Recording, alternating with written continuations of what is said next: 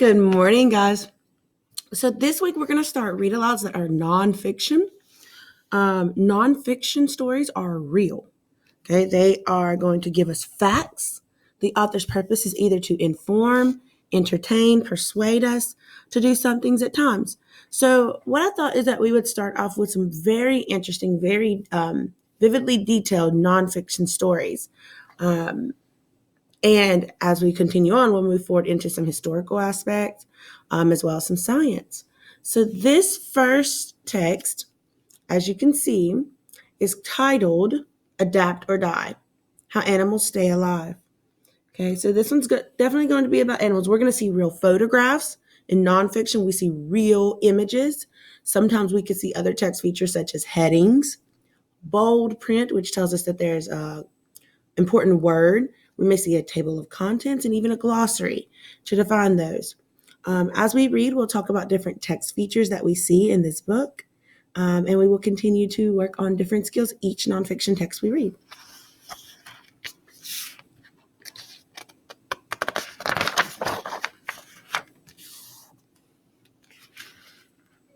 I love how the images really match to the paragraphs and the sections we're reading. So this one's called Investigate Survival. Usually a heading is found at the top, but sometimes depending on how the author wants to visually appeal to the readers, they can put it on the side or make it bigger or smaller. Life can be tough. Earth's plants and animals need to cope with the climate of their homes. Animals need to find food. They need to have babies. Sometimes they need to get away from danger. How do they survive? So already we can see bold print, which tells us those are going to be important words we need to recognize. It also tells us in nonfiction that we can find those words in the glossary or the back of the book. So if we're not sure of what those words meant, we would go to the glossary back here and look at that word and we'd see a definition. Glossaries tell us the definitions of words.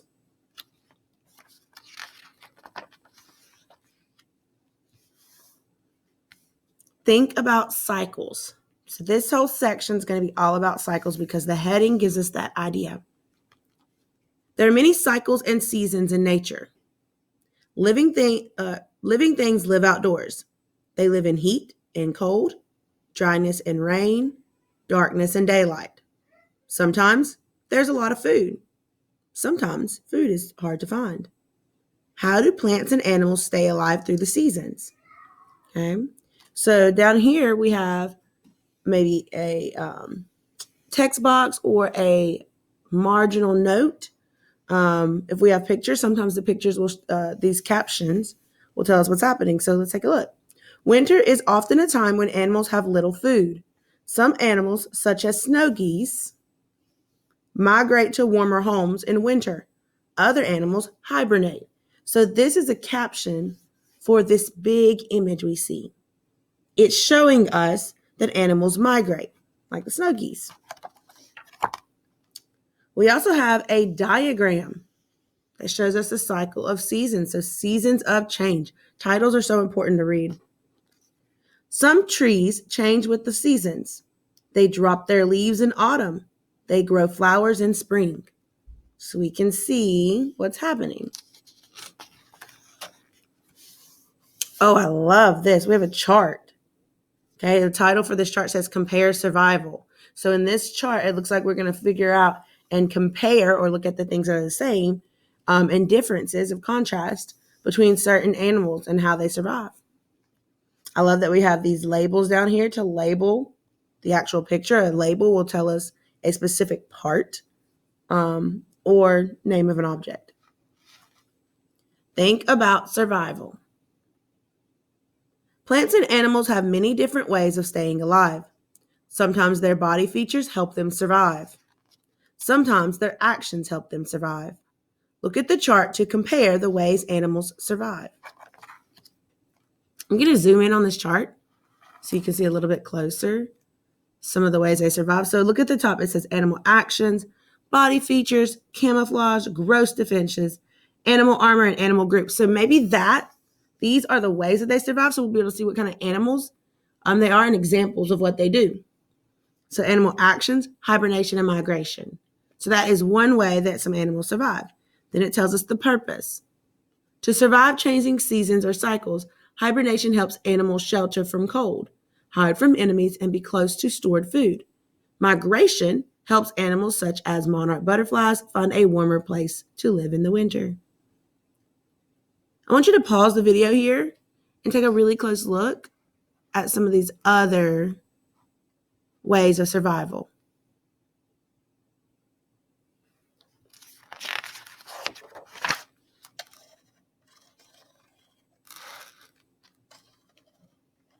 Okay. This next section is titled Hide and Seek. I know I've played hide and seek before, so I'm thinking that maybe these animals like to hide. Some animals hunt other animals for food. Some predators hide to hunt. Some prey hide to stay safe. Sometimes camouflage helps predators and prey survive. We have another caption. An octopus can change its color, shape, and even the feel of its skin to hide or hunt. Camouflaged. Can you spot the hidden animals? How do their features help them blend or pretend?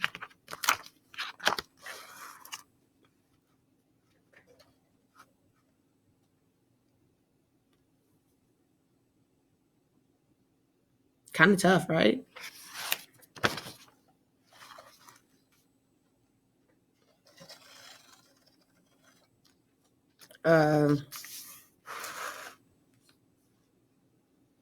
Don't mess with me.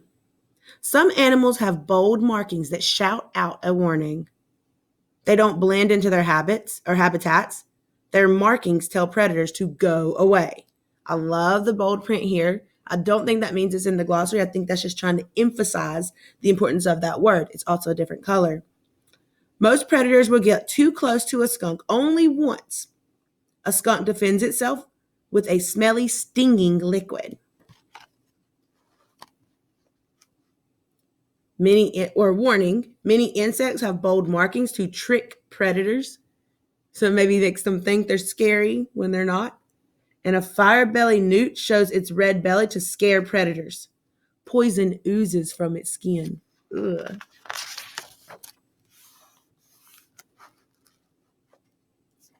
Fit for fighting.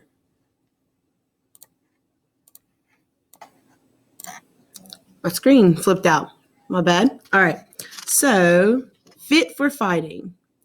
Some animals have special body parts, such as horns or antlers, to fight predators or to show who is boss. Other animals have sharp spines or bony plates to keep them safe. So this is a way that some of these animals survive. They adapt or they die. Deer are the only animals that have antlers. Male deer use their antlers to fight. This is a caption for this picture or photograph. Body armor. Armadillos have bony plates. Some armadillos can roll into a ball to stay safe. So this little psych diagram here shows how they do it. What do you think can threaten an armadillo? I like it when the authors put questions for us to think about. It doesn't necessarily mean they want you to tell them the answer. Of course, it's a book, but they do want you to think about it. Great groups. Plant-eating animals are food for hungry predators. Herds of plant eaters live in wide open grasslands. There is no place to hide. Living in a group helps these animals stay alive. Groups of female elephants and their babies live in herds.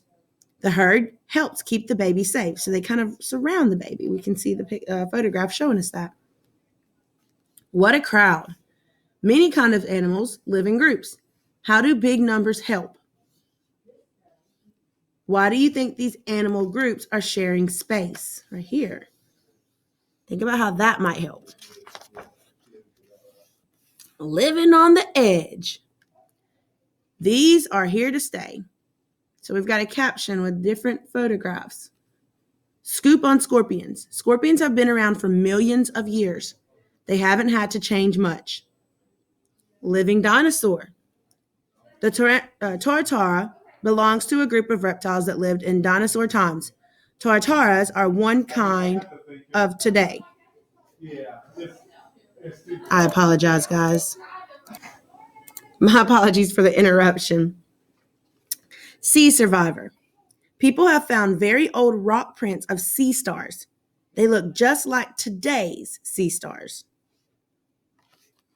So living on the edge, these are here to stay. So maybe this section is actually maybe telling us about animals who've been around for a very, very, very long time. Don't let these go away. Rhino rescue. People used to hunt rhinos for their horns. Huge efforts are now being made to prevent people from doing this. Picky pandas. Giant pandas eat only bamboo. As bamboo forests die, pandas have to change their diet to survive. New homes. Whooping cranes have lost their habitats to farms. Now people are making safe places for them. So it sounds like this must be about animals who are maybe dying out or are in danger. This section here is pretty cool. Connect with survival. Animals have special features such as flippers to help them swim. These help the animals live in their habitats. Sometimes people copy these features. So seal flippers, okay, seal's flipper, okay, they actually help them to swim in the water. So this is what people made, like when they go swimming or scuba diving. Flippers help swimmers, so it helps them swim. Bears and birds have special features. Draw the chart, fill it in. You don't have to draw the chart, but I want you to think about and be ready to answer these questions. Okay, here's the animal, it's a bear. Their special features, fur. What would be an invention that humans have made that is based on the idea of fur? Birds have a special feature, and people have made airplanes to match the special feature.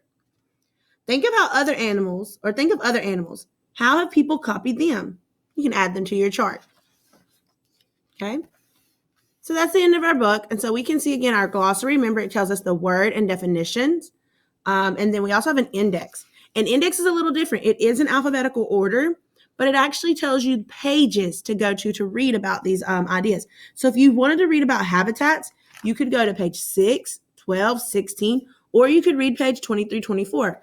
All of these pages will tell you about habitats. And last but not least, we've got investigate more. So sometimes authors in nonfiction books will give us kind of some resources to go search and learn more about some of these animals or whatever their topic was. So some creatures have survived on Earth much longer than human beings. Find out about tiny life under your feet. So there's got a book that might tell you about the tiny life under your feet, and also a website that may give you more information about some of these animals. Okay? Today, we really talked a lot about nonfiction text features and ones that we could see and how we use them. Next time, we'll talk a little bit more about those text features, as well as maybe talk about the main idea of each of the sections.